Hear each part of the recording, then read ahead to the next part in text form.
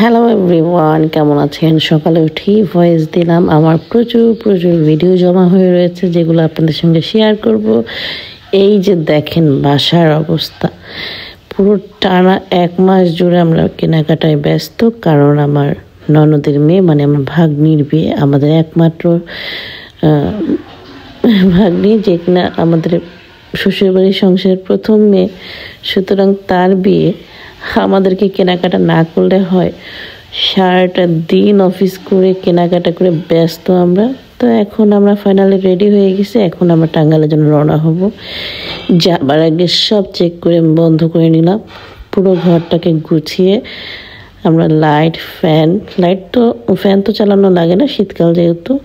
এদিকে তানারা কল করে বসলো যে গাড়ি চলে আসছে, গাড়িটা গ্যারেজে রাখা হয়েছে। এখন আমরা একটু পরে সব বন্ধ টন্ধ করে দিলাম। এখন চলে যাব আমরা টাঙ্গাইলের উদ্দেশ্যে, বাসা থেকে বের হয়ে যাব। লকগুলো ভালো করে লাগিয়ে নিলাম। এই যে সব ব্যাগ আগেই নামিয়ে রেখেছিলাম, কারণ আমাদের প্রচুর ব্যাগ হয়েছে। আমরা এই লিফটের জায়গা নেই না, ব্যাগ দিব কোত্থেকে। যাই হোক, ফাইনালি আমাদের টাঙ্গাইলে যাওয়া শুরু হলো। আমাদের গাড়ি অলরেডি চলে আসছে। এখন আমরা দেখি গাড়িতে আর জায়গা নেই, আমরা বসবো কীভাবে? গাড়ির ভিতরে একদম পুরো ফুলফিল। আমাদের খুব কষ্ট হয়েছে এবার বসতে। কি করা, বিয়ে বলে কথা, তা আবার ভাগ্নির বিয়ে, সবচেয়ে আদরের ভাগ্নি। এখন আমরা তাড়াতাড়ি রেডি হয়েছি। সারাটা দিন লেগেছে আমাদের রেডি হইতে। আমরা দুইজনই অফিস করে আসছি, এসে ব্যাগটা গুছিয়ে রওনা হয়ে গেলাম। ফাইনালি আমাদের গাড়ি ছেড়ে দিল। এবারে অনেক রাতে রওনা হয়েছি, তারপরেও কিন্তু প্রচুর রাস্তায় জ্যাম ছিল।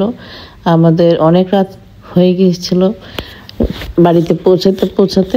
ফার্স্টে আমি আমার শ্বশুরবাড়ি যাব, বিকজ আমার শ্বশুরবাড়ি আর ননাসের বাড়ি বেশি একটা দূর না। তো যার কারণে আমাদের সময় লাগবে জাস্ট আধা ঘন্টা আমার শ্বশুরবাড়ি থেকে ননাসের বাড়িতে। এই কারণে ফার্স্টে আমি শ্বশুরবাড়িতে চলে যাব। শ্বশুরবাড়িতে থেকে তারপরে এখন বাজে রাত প্রায় 12টার মতো। তখন আমরা বাড়ির রাস্তাতে চলে আসলাম। দেখেন, এই রাস্তায় আসলে না আমার অন্যরকম ফিলিংস লাগে, মনে হয় যেন সত্যি শ্বশুরবাড়িতে চলে আসছি। এতটা এক্সাইটেড সারা রাস্তাও থাকি না যতটুকু এক্সাইটেড এই রাস্তায় যখন ঢুকি তখন মনে হয়। আমরা এখনই নেমে যাব, আমাদের বাড়িতে চলে আসছি। বাসায় এসে দেখি সব রুমের লাইট চালিয়ে আব্বা আম্মা ঘুমায় রয়েছে। অনেক ডাকাডাকি করতেছি, কোনো সারা শব্দ নেই। এত রাত কতক্ষণ জাগনা থাকে? গ্রামের মানুষ বরাবর একটু তাড়াতাড়ি ঘুমিয়ে যায়। আমাদের এত মানে এক্সাইটেড ছিলাম যে আব্বা হয়তো জেগে আছে, কিন্তু না, অনেকভাবে ডাকাডাকি করতেছি। মারিয়াকে ফার্স্ট এই বাসায় বাড়িতে নিয়ে আসছি। মারিয়াও এক্সাইটেড, মারিয়াকে বিভিন্ন কথা বলি, গল্প করি।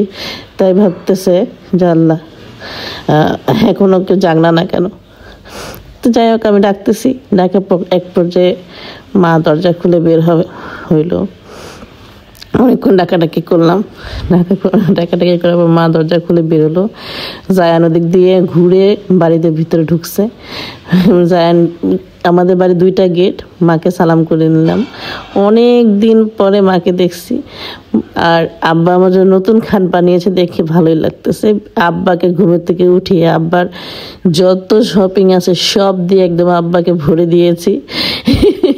মানে মোট কথা, আব্বা কোনটা রেখে কোনটা পরবে।